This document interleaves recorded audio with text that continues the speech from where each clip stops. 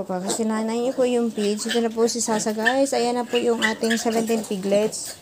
Tulog pa po yung iba. So pagkatas nila mag-lock, wabalik sila dyan. Tapos palalabas sila. Minsan kasi kailangan nyo po i-check kapag kaano.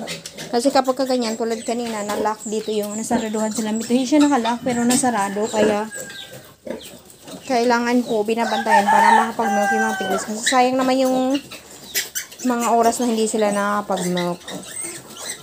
Yung imbis na lalakas na sila lalo, hindi pa sila nakapag-milk. Yung maliliit. Yan, baka ganyan, binabantayan po talaga yan guys. Para lahat sila nakakapag-dede. So, hindi porket ayan, 5 days na yung mga piglets, iwanan mo na lang ng ganun. Hindi po pwede. Yung mga ganito, oh, ito na si Rookie, oh. Ayan. Ayan, nahuli sila ng angin. Na sila, sa pawa na sila ng iba.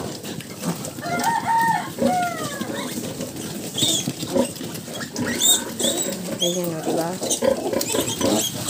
Bantayan nyo. Para makalili yan.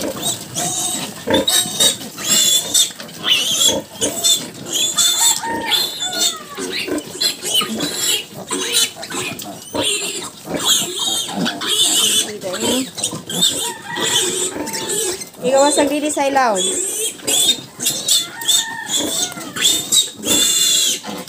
Kailangan, para may, lagi nyo pakainin ng marami yung sa pagkaganito. Kailangan lagi busog yung inahin.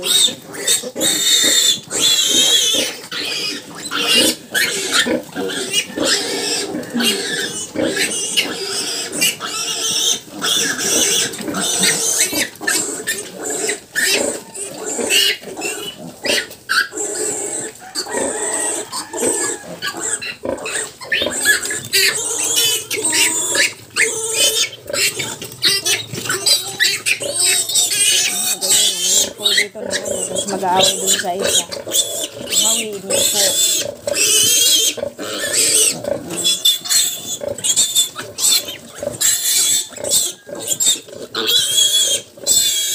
Mag-aaway po talaga yan kasi may dalawa na lang dede.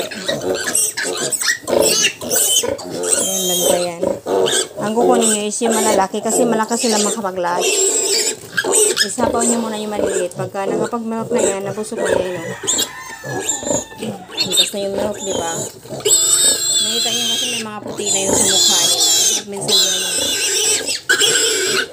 Saka nyo withdraw pagka nabusog na yan. Kasi yan sila pwede mag-milk yan mamaya eh. Kaya nilang umagaw. May maliliit mahihirapan. So, tips lang nito sa'yo guys. Ayan yung mga tips nyo. Mga ganyan. Para mga kadidi. Mga ganyan. Ayan, mga maliliit kasi hindi nila maano yan eh. Hindi makakaga...